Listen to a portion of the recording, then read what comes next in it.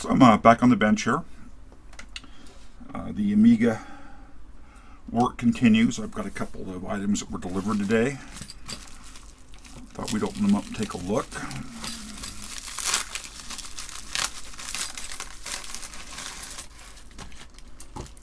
The first one is this Amiga power connector. I think it was about $8 delivered on eBay.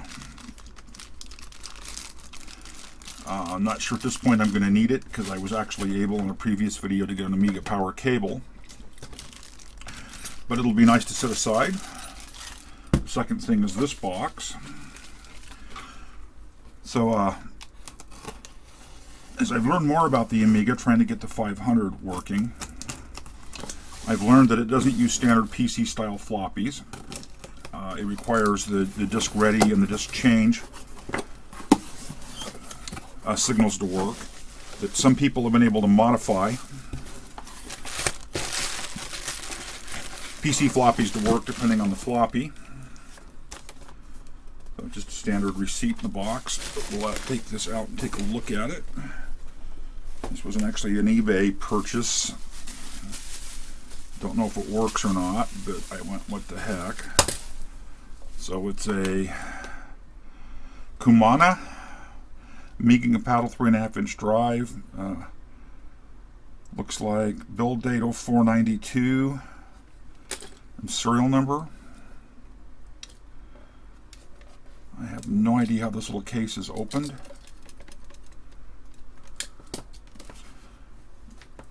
There's nothing rattling inside. That's a good sign. I think I'd mentioned in a previous video I had hopes of being able to write bootable floppies on a PC for the Amiga, and I've since of course learned that that's not possible due to the way the Amiga floppies, the formatting etc. work. So well, the drive eject seems to work. I'm hearing the floppy cable rattle around.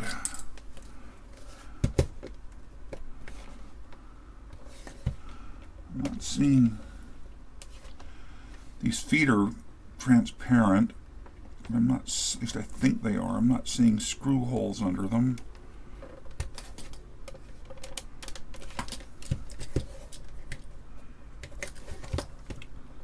There's a switch back here that I think is enable, disable.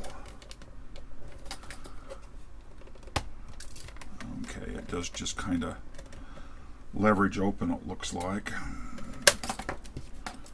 Let's see if we can get it open. So I don't know if this is a PC floppy that's been modified to get the disk ready and disk change signals through, or what. I'm not really sure what I'm going to find inside of here. It's really not the best tool for this. Let's walk along.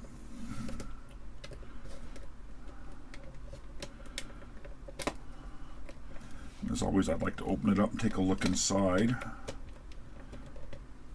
before I apply any kind of power to it. I'm hoping that I can just pull this drive out and use it directly on the A500 on the built-in floppy connector. I'll find out. As always, the screwdriver I want is not just laying here. If I could learn to organize the bench and keep it organized, it would help, but honestly, that's an impossibility.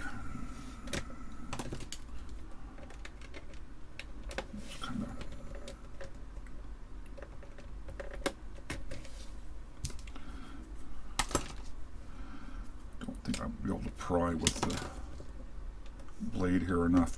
I won't. I'll break the blade. Really can't spot the little flat screwdriver I need to do this with, and I've got just Amiga stuff scattered all over the bench. It's hiding right here.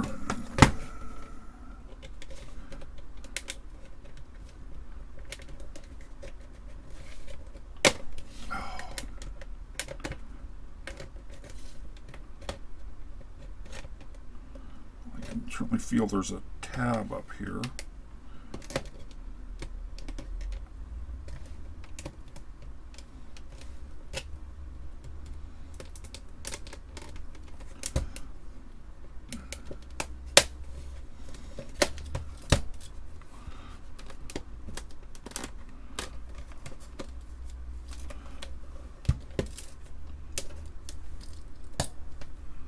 thinking I hear something rattling around inside of the case.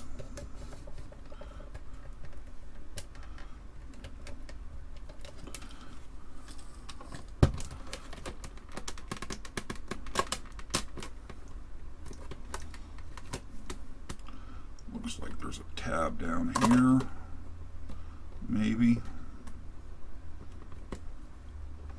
Or maybe the other tab's up here on the front.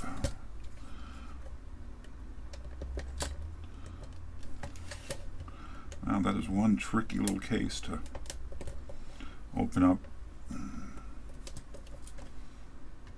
The lens for the LED is missing, not that that's critical.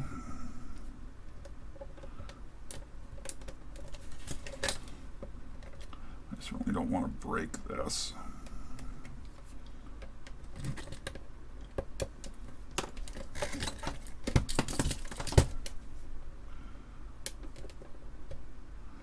At a minimum, there we go. At a minimum, I'd like to at least clean the heads and the drive, do that kind of general maintenance.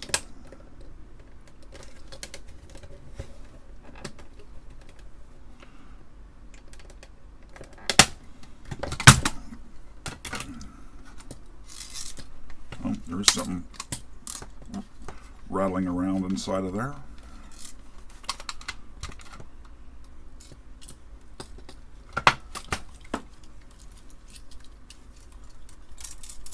Yep. I think it's probably the little LED cover rattling around. Let's see what we've got here. So this may be, I've actually ordered a couple of them, of boards that convert a PC style floppy to an Amiga style floppy. That emulate the disk change, etc. And that may be what that little board there does. Let's open this, finish opening the drive up, see what's rattling around loose inside of there. And it is, it's the little plastic insert that went into this hole here. So let's carefully release the front panel. Of course, the plastic is now really old without breaking it.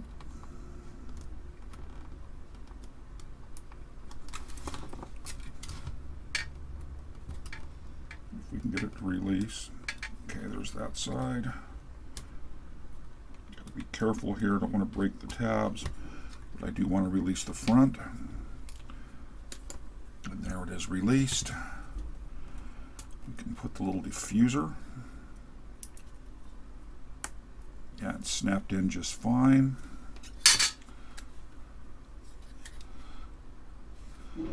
Drive itself to me just looks like a pretty standard PC floppy drive. Nothing really magical about it.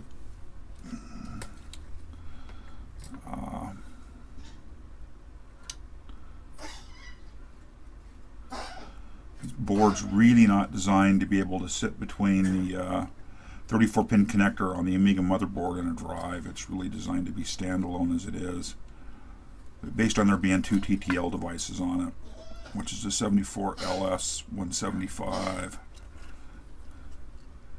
and a 74LS 38, it looks like. I suspect it's oh, excuse me, simply emulating, like I say, the disk change and the disk ready signals. So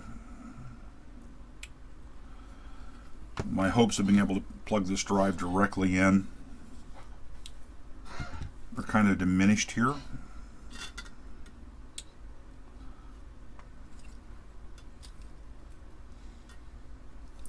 Still, generally inside it looks pretty clean. The heads actually look pretty clean. And we'll, while I've got it open, take a Q-tip to it and clean them.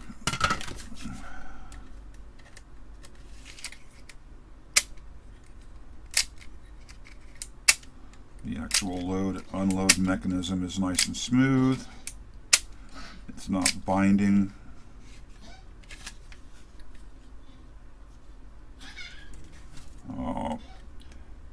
Anyway, you can probably hear Rosie there having a bit of a hard time. This is, of course, a high-density floppy. This really isn't a high-density drive. Amiga doesn't use the high-density floppies. Let me look for the other floppy that's floating around here. If I can find it. It's not in that drive. It's not in this drive. There it is. This one's got the hole covered to kind of make it equivalent of a single density.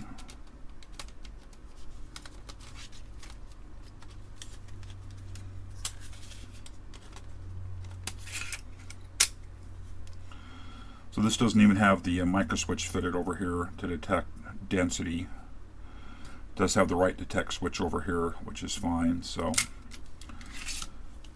I think this is just going to be a double density drive rather than high density, which is fine, is exactly what I'd expect. So anyhow, I won't bore you with cleaning the heads. We can go ahead and put the drive face back on.